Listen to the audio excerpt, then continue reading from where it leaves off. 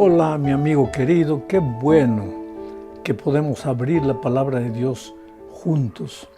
Voy a repetir algo que ya lo dije muchas veces.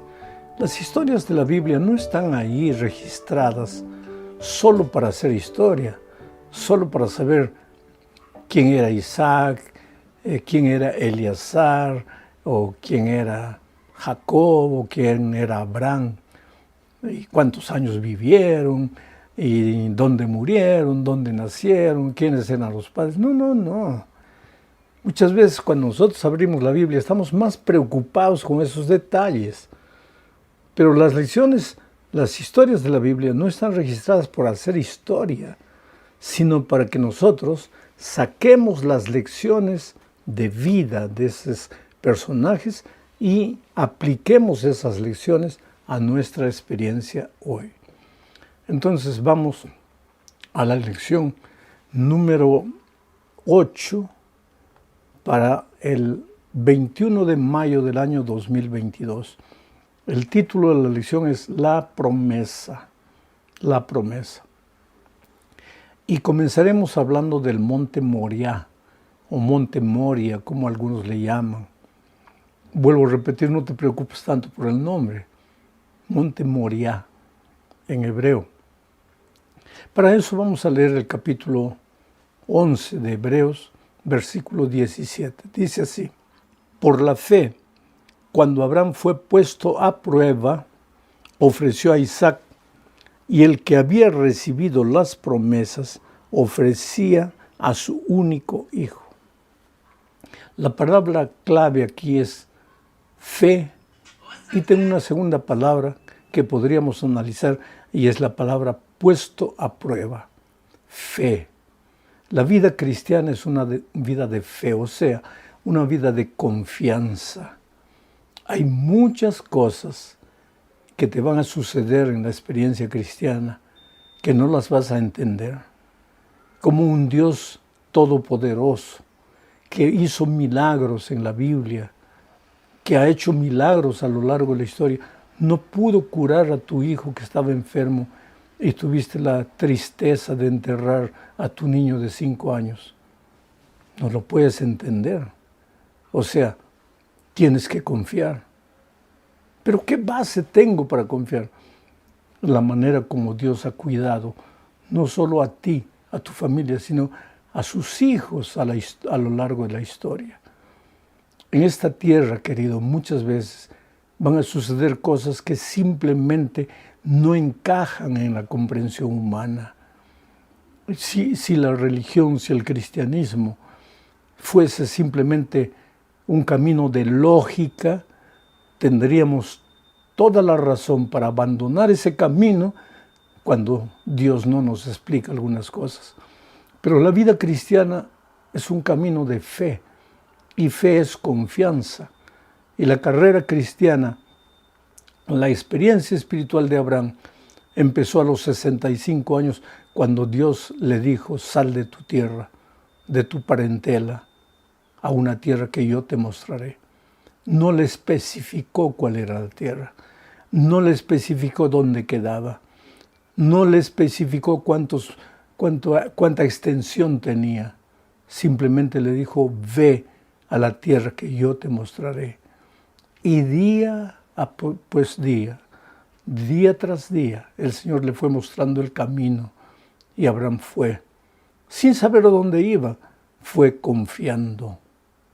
Hay muchas decisiones que en esta vida tienes que tomarlas por fe, por confianza, sabiendo que Dios no te va a fallar. Bueno, Abraham era un hombre de fe, pero la fe es una escuela. Y en la escuela, en cualquier escuela, tú sabes que tienes que dar examen, que hay pruebas. Entonces, en la escuela de fe de la vida espiritual también hay pruebas. De vez en cuando Dios te va a hacer enfrentar circunstancias difíciles que nada más son que pruebas. ¿Para qué pruebas? Para que tú mismo analices cómo está tu fe. ¿Dónde está tu fe? Voy a volver a leer el texto. Dice: por la fe, cuando Abraham fue puesto a prueba, esa palabra prueba en hebreo es la palabra Nisan, que tiene dos significados completamente diferentes. En unas ocasiones, Nisan, la palabra prueba, puede significar dificultades, obstáculos, juicio, en el sentido de que tienes que pasar por esto, momentos difíciles en la vida. Pero en otras circunstancias, Nisan puede significar el alivio que la promesa de Dios te da, la seguridad que la gracia de Dios te da. ¿Seguridad en qué sentido? Como por ejemplo cuando en el desierto tú sales de mañana y ves que el rocío ha caído y ha mojado la arena seca del desierto. Ese alivio que el rocío fino trae a la tierra seca, eso puede ser traducido como Nisan, como prueba, en el sentido también de que es un alivio cuando estás desesperado, cuando no sabes qué hacer. Dios no te manda una explicación, pero te manda su Espíritu, su gracia, que te alivia el corazón para aceptar su voluntad, aunque la voluntad divina pareciera que no tiene lógica. Vamos ahora a la segunda parte de este estudio, bajo el subtítulo de Dios proveerá. ¿En qué consistió la prueba a la que fue sometido Abraham? Voy a leer Génesis capítulo 22, versículos 7 y 8. Dice: Entonces Isaac le habló a Abraham su padre y le dijo: Padre mío. Y él respondió: He aquí estoy, hijo mío. Voy a parar aquí para decirte una lección homilética de este texto bíblico. Este no es un análisis exegético, quiere decir, no estoy amarrado a lo que el texto con fidelidad está diciendo. Estoy haciendo una inferencia homilética, una idea que te puede ayudar. Estaban subiendo al monte Moriah, porque Abraham había recibido la orden de sacrificar a su único hijo. Abraham no entendía la orden. Ahora, Dios le había prometido un hijo, y a través de ese hijo, Dios le prometió que él sería una bendición para todas las naciones de la tierra. Le había prometido una generación incontable, y ahora le daba la orden de sacrificar a ese único hijo. Eso no tenía lógica. Por otro lado, él sabía que las religiones paganas hacían sacrificios humanos, y ahora Dios, el Dios todopoderoso, creador del cielo y la tierra, el Dios que ama la vida, el Dios que es la propia vida, le da la orden de sacrificar a su hijo. No entendía, pero obedeció por fe, porque confiaba en su Padre. Porque vuelvo a repetir, si todo estaría explicadito, ¿dónde está el lugar de la fe? La fe existe justamente porque hay cosas que en esta vida no podemos entender. Entonces ahora, volviendo de nuevo al texto, estaba subiendo Abraham con Isaac, el hijo, a quien iba a sacrificar, y el hijo le pregunta: Padre mío. Y el padre inmediatamente responde: Hijo, aquí estoy. ¿Cuál es la lección homilética que yo saco de aquí? En cualquier momento, querido, cuando los vientos soplen, cuando las tristezas lleguen, cuando las dificultades sacuden la embarcación de tu vida, tú puedes clamar: Padre mío. E inmediatamente, antes que termine la oración que estás diciendo, vas a escuchar la voz de Dios diciéndote: aquí estoy, hijo, aquí estoy. Porque Dios siempre está a nuestro lado, aunque no lo veamos, aunque no lo sintamos, aunque las circunstancias nos digan que no, Dios siempre está a tu lado. Tú no estás solo en este momento, querido. Tu matrimonio puede parecer que se acabó. De repente en este momento estoy escuchando este comentario justamente porque tienes el corazón sangrando. Pero hay una lucha terrible en casa, con el hijo, con la esposa, con el esposo. por alguna dificultad terrible en el trabajo y no tienes qué hacer, entonces clama, Padre mío, y trata de escuchar en el silencio de tu corazón la voz de Dios diciendo, aquí estoy. Sigo leyendo el texto, dice, entonces Isaac le habló a Abraham su padre y le dijo, Padre mío, y él respondió, aquí estoy, hijo mío. Isaac dijo, aquí están el fuego y la leña, pero ¿dónde está el cordero para el holocausto? Y Abraham respondió, Dios proveerá el cordero para el holocausto, hijo mío. Y juntos siguieron caminando. Dios proveerá. El ser humano no tenía cordero, pero Dios tenía el cordero. Nosotros, seres humanos, habíamos pecado y estábamos condenados a muerte. El cordero no era nuestro. Nosotros no lo podíamos ofrecer, no lo podíamos sacrificar, porque para sacrificar algo, eso tendría que ser nuestro. Pero no teníamos nada y Dios proveyó el cordero. Cristo vino, Cristo dejó todo, Cristo se hizo nuestro hermano. Ahora es como nosotros, un ser humano, se identifica con nuestros dolores, con nuestras luchas, con nuestras dificultades. Y ese Cordero de Dios es sacrificado en la cruz del Calvario. Es interesante que todo esto estaba sucediendo en el monte Moriah. En el monte Moriah, cuando desde el punto de vista humano todo estaba perdido, cuando llegaron allá a la montaña y no había cordero, y cuando Abraham tuvo que decirle al hijo, mira hijo, tú eres el cordero, yo tengo que sacrificarte, he recibido la orden de Dios. Isaac era un joven, podría haber salido corriendo, el ancianito Abraham no lo iba a alcanzar nunca. Pero él también era un muchacho de fe, de confianza en Dios. Y él colocó su vida en el altar del sacrificio. Es cuando Abraham levantó el cuchillo para clavar. En el momento que está para clavar, oyó la voz de Dios que le dijo, está bien Abraham, hasta aquí. No hagas daño al muchacho.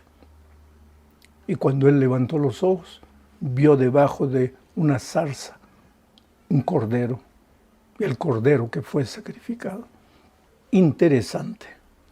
El monte Moriah está enfrente del monte Sión, allá en Jerusalén. Tú puedes ir cuando quieras a visitar si tienes un poco de dinero, si tienes la oportunidad. El monte Moriah, el monte Sión. Y entre el monte Moriah y el monte Sión está la explanada del templo. En el medio estaba el templo de Jerusalén, que hoy es una mezquita, la mezquita de Omar. Y en una de las laderas del monte Moriah está localizado el Calvario, donde Jesús fue crucificado.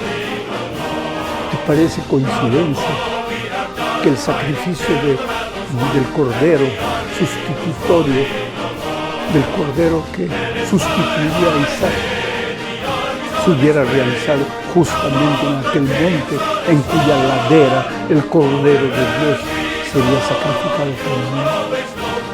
Son detalles que nos hablan del amor de Dios, de la seguridad que debemos tener, aunque hayamos caído, aunque hayamos pecado, aunque nuestras justicias sean como trapos de inmundicia, la seguridad que nos da la gracia redentora de Cristo. Vamos avanzando con la lección, hablando ahora de la muerte de Sara. En esta vida, querido, todos vamos a morir más tarde o más temprano. Todos. Vive de una manera tal, de humildad, vive una experiencia con Cristo bonita, que cuando llegue el momento de tu muerte, no te desesperes, no te aferres a la vida, simplemente te entregues al Señor Jesucristo, sabiendo que la muerte en esta tierra es solamente un sueño del cual despertaremos cuando Cristo venga. Pero vamos a leer Génesis 23:6. Mira lo que dice. Cuando Abraham dejó de llorar a su muerta, fue a hablar con los hititas. Voy a parar aquí para comentar un poco. Sara murió y lógicamente que Abraham lloró. El texto bíblico aquí empieza diciendo que cuando Abraham paró de llorar. ¿Lloran los cristianos cuando mueren sus seres queridos? Claro que sí, querido. ¿Acaso no tenemos sentimientos? Por el hecho de ser cristianos, no nos alegramos, no nos quedamos tristes, no tenemos hambre, no tenemos sueño. Somos seres humanos normales. El cristianismo no anula nuestros sentimientos. Por lo tanto, si muere mi esposa, ¿acaso no voy a llorar? Si muere un hijo mío, ¿no voy a volverme triste? Claro que sí, eso es lógico. Inclusive Pablo dice, hermanos, no queremos que os entristezcáis como los que no tienen esperanza. Una cosa es entristecerse sin esperanza, porque ahí ya no es ni siquiera tristeza, eso es desesperación. El cristiano no puede caer en la desesperación, pero quedarse triste por la partida de un ser querido, ¿por qué no? Y llorar, ¿por qué no? Entonces sigo leyendo el texto. Cuando Abraham dejó de llorar a su muerta, fue a hablar con los hititas, porque Sara había muerto en la tierra de los hititas. Les dijo, yo soy entre ustedes un extranjero, un forastero, pero denme entre ustedes una propiedad para sepultura y sepultaré allí a mi muerta. Los hititas le respondieron a Abraham, Señor nuestro, escúchanos, para nosotros tú eres un príncipe de Dios. Sepulta tu muerta en el mejor de nuestros sepulcros. Ninguno de nosotros te negará su sepulcro, ni te impedirá que entierres a tu muerta. ¡Qué testimonio maravilloso!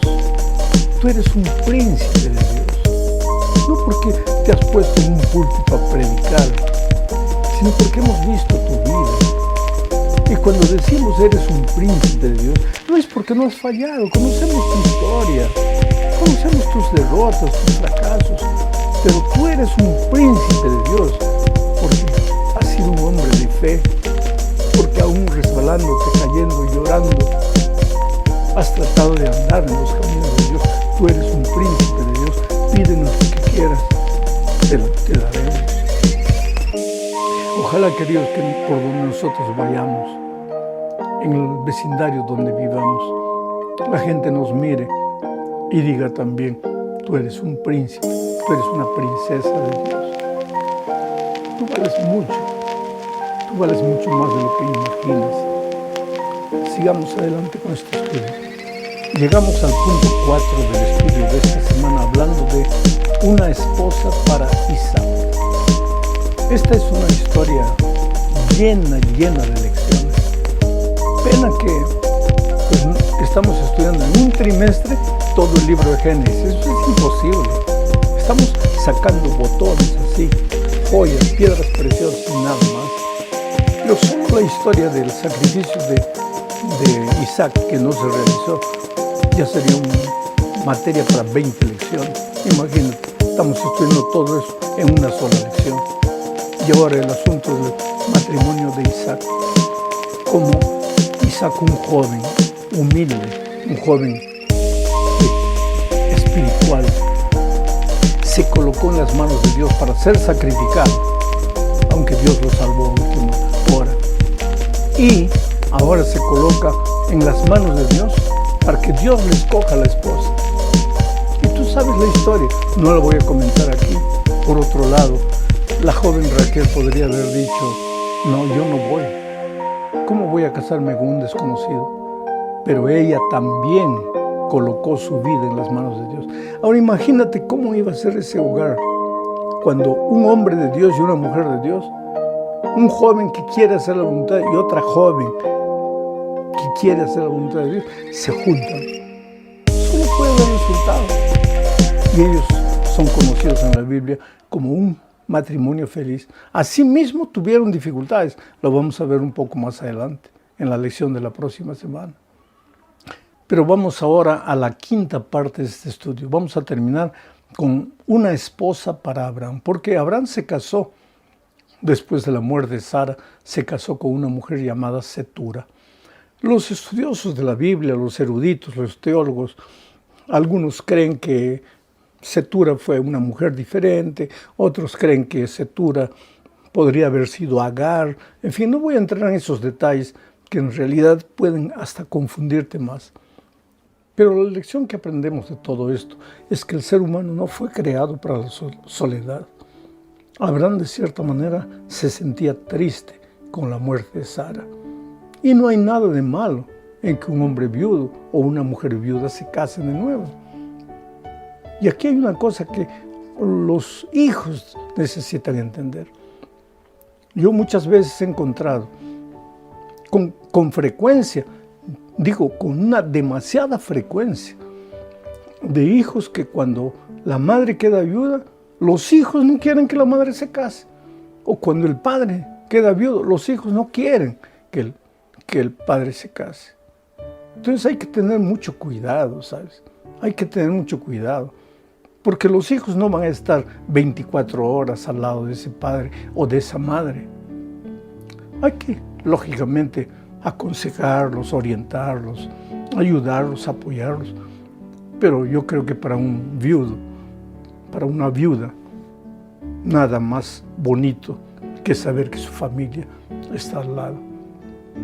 Queridos, fue bueno estudiar a grandes rasgos varias lecciones en una sola lección. Que Dios te prepare para las grandes victorias que quiere darte esta semana. Un abrazo.